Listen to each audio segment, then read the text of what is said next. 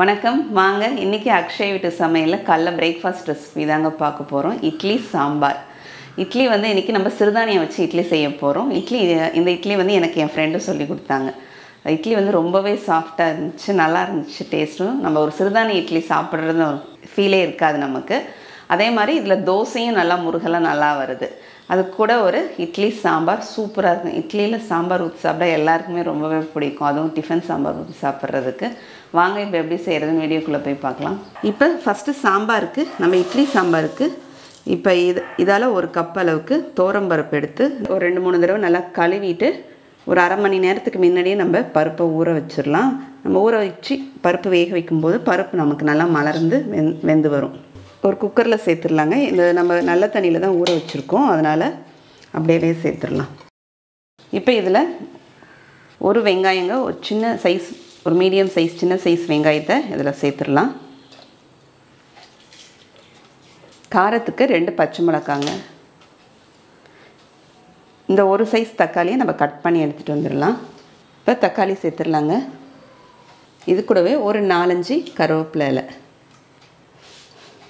இது கூட ஒரு 1/4 ஸ்பூன் மஞ்சத்தூள், ஒரு 1/4 ஸ்பூன் அளவுக்கு நெய்.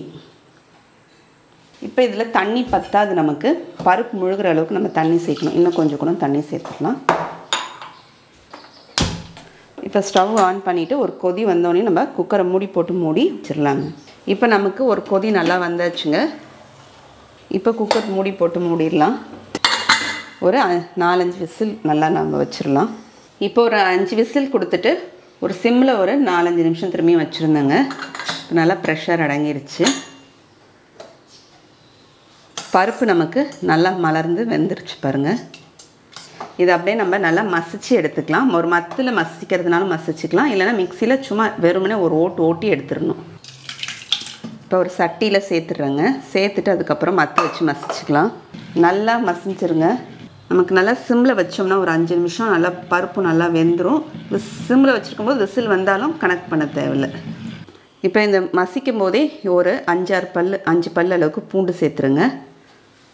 அப்புறம் இந்த அளவுக்கு புளி எடுத்து ஊற வச்சுருக்கேன், அதையும் இதிலே சேர்த்துடலாம். சேர்த்துட்டு இந்த சூட்லேயே நம்ம வந்து இதை மசிச்சிடலாம். அப்படியே நீங்கள் மிக்சியில் போட்டு அரைச்சிங்கன்னா பூண்டு வந்து மசிஞ்சிரும். இப்போ மத்தில் இருக்கும்போது நம்ம ஃபஸ்ட்டு மசிச்சுட்டு கூட பருப்பு ஒன்று ஊற்றிக்கணும். அப்படி இல்லைன்னா நீங்கள் வேக வைக்கும்போதே வந்து அந்த 5 பல் பூண்டையும் சேர்த்துருங்க. நான் சேர்க்கலை, இப்போ தான் சேர்க்குறேன். இப்போ நம்ம நல்லா மசிச்சாச்சுங்க. இந்த பூண்டை வந்து நான் என்ன பண்ணிட்டேன், மத்தில் அப்படியே இந்த குக்கரில் போட்டு அப்படியே நசுக்கிட்டேன். அது ஃபஸ்ட்டு நமக்கு பூண்டை போட்டு ஒரு கடைஞ்சிட்டு அதுக்கப்புறம் பருப்பு சேர்த்தோம்னா சரியாக இருக்கும், வேக வச்ச பருப்பை. இப்போ இதில் தண்ணி சேர்த்துட்றேங்க. சேர்த்துட்டு எல்லாத்தையும் ஒன்றா கலந்துடலாம். தண்ணி சேர்க்கும்போது கொஞ்சம் லேசாக வெதுப்பான சுட தண்ணி ஏதாவது சேர்த்துக்குங்க. அப்போ வந்து நமக்கு சாம்பார் வந்து சப்புன்னு இல்லாமல் இருக்கும். பச்சை தண்ணி சேர்த்தா கொஞ்சம் சப்புன்னு இருக்கிற மாதிரி தோணும். இப்போ ஸ்டவ்வில் ஒரு கடாய் வச்சுருக்கேங்க. இப்போ அந்த வெறும் கடாயில் நம்ம 1 ஸ்பூன் அளவுக்கு, இந்த சின்ன ஸ்பூனால் 1 ஸ்பூன் ஜீரகம் சேர்த்துக்கலாம். அது கூடவே ஒரு 1/4 ஸ்பூன் அளவுக்கு வெந்தயம் சேர்த்துக்கலாம். இது ரெண்டுத்தையும் வெறுமனே நம்ம வறுத்து எடுத்துடலாங்க.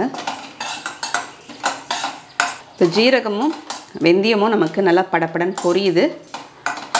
அதுவும் வறுக்கிற வாசனையும் வரும் நமக்கு நல்லா. இப்போ எடுத்துடலாங்க. எடுத்துகிட்டு ஒரு பவுலில் சேர்த்துடலாம். இந்த கடாயிலே 1 டேபிள் ஸ்பூன் அளவுக்கு எண்ணெய் சேர்த்துடலாங்க. இதில் ஒரு 10 சின்ன வெங்காயம் கட் பண்ணி வச்சுருக்குங்க, 1-2மா அதை சேர்த்துடலாம். சேர்த்துட்டு இது கூடவே கருவேப்பிலை ஒரு 4 கருவேப்பிலை சேர்த்துடலாங்க. சேர்த்துட்டு வெங்காயத்தை இந்த அளவுக்கு நமக்கு வதக்கிக்கலாம். வதக்கினதுக்கப்புறம் ஸ்டவ் நல்லா லோ ஃப்ளேமில் வச்சுருங்க. வச்சுட்டு ஒரு 2 சிட்டிகை அளவுக்கு கொஞ்சமாக மஞ்சத்தூள் சேர்த்துருக்கலாம்.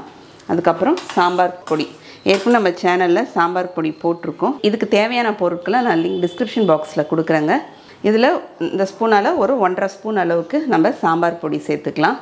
ஒரு 1/2 ஸ்பூன் அளவுக்கு தனியா பொடி, கொஞ்சமாக ஒரு 1/4 ஸ்பூன் அளவுக்கு காஷ்மீர் மிளகாத்தூளுங்க சேர்த்துட்டு இந்த நீங்கள் ஸ்டவ்வை கூட ஆஃப் பண்ணிவிடுங்க. ஏன்னா நமக்கு வந்து தூள் வந்து நமக்கு கருகக்கூடாது.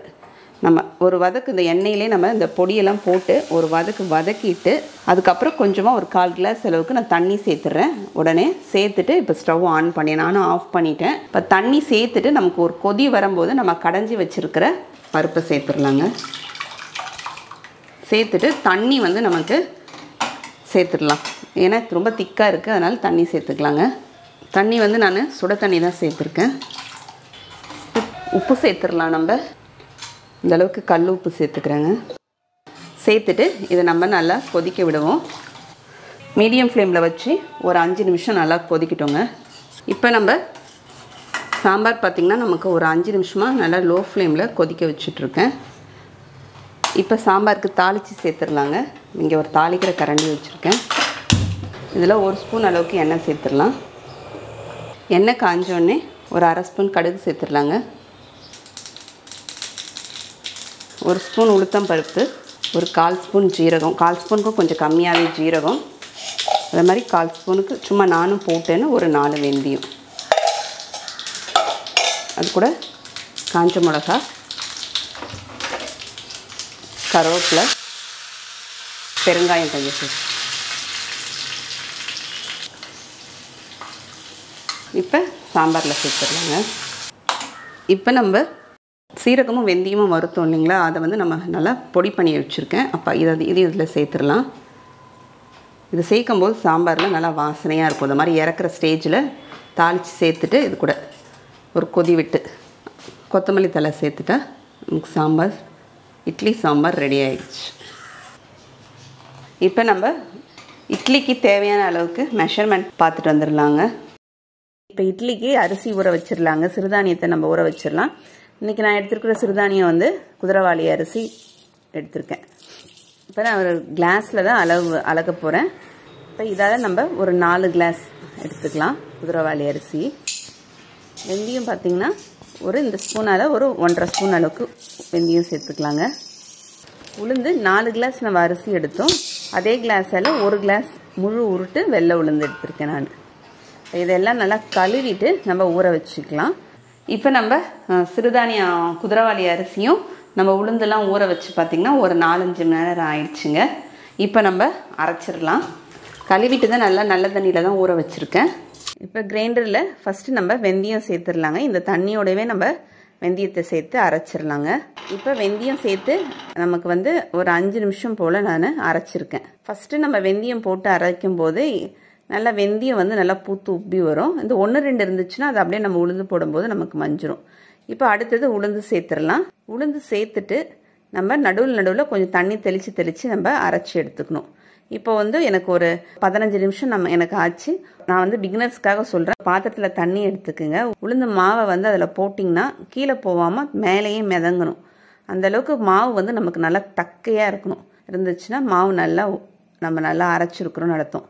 இப்போ உளுந்து மஞ்சாச்சுங்க. இப்போ அதுக்கு அடுத்தது நம்ம அரிசி சேர்த்துடலாம். குதிரைவாலி அரிசியை நான் சேர்த்துக்கிறேன். குதிரைவாலி அரிசி வந்து நமக்கு உடனே போட்டு கொஞ்ச நேரத்துலேயே நல்லா மஞ்சிருங்க. நமக்கு இட்லி அரிசி மாதிரிலாம் டைமிங் எடுக்காது. இப்போ அரிசி நல்லா மஞ்சோனதுக்கப்புறம் நம்ம ஆட்டி வச்சுருக்கிற உளுந்தையும் அதிலே சேர்த்துருவேன் நான். சேர்த்துட்டு நமக்கு இட்லி மாவுக்கு தேவையான அளவுக்கு உப்பும் சேர்த்துடலாம். மாவுக்கு தேவையான அளவுக்கு கல் உப்பு சேர்த்துட்டு அதிலே ஒரு ஓட்டிட்டோம்னா நல்லா மஞ்சிரும், மிக்ஸ் ஆகிடும். கிரைண்டர் ஆஃப் பண்ணிட்டேங்க. ஆஃப் பண்ணிவிட்டு இப்போ உங்களுக்கு நான் ஒரு பாத்திரத்தில் மாற்றி வச்சுட்டேன். இப்போ குளிர்காலன்றதுனால நமக்கு ஒரு 7-8 மணி நேரம் புளிக்கிறதுக்கு டைம் இருக்கும். அதே வெயில் காலம் பார்த்திங்கன்னா ஒரு 4-5 மணி நேரத்தில் சிறுதானியம் வந்து சீக்கிரமாக புளிப்பேறிடும். காலையில் பார்க்கலாங்க. இப்போ இங்கே இட்லி பாத்திரம் வச்சுருக்கேன். இப்போ இதுக்குள்ளே தண்ணி ஊற்றி வச்சுருக்கேன். இந்த தண்ணி நம்ம நல்லா கொதிக்கணும். இட்லி தட்டில் கொஞ்சமாக எண்ணெயை தடவிடலாம். இட்லி தட்டில் ஏன் நம்ம எண்ணெய் தரணும்னா இட்லி நமக்கு அப்போ தான் நமக்கு ஒட்டாமல் நம்ம எடுக்க முடியும். இட்லி ஊற்றும்போது கொஞ்சமாக நல்லெண்ணெய் சேர்த்துட்டு தடவினோம்னா இட்லியும் நல்லாயிருக்கும். தண்ணி வந்து இதை மாதிரி நல்லா கொதிக்க வைக்கணுங்க. இந்த மாதிரி கொதிச்சதுக்கப்புறம் தான் நம்ம இட்லி தட்டை வைக்கணும். இட்லி ஊற்றி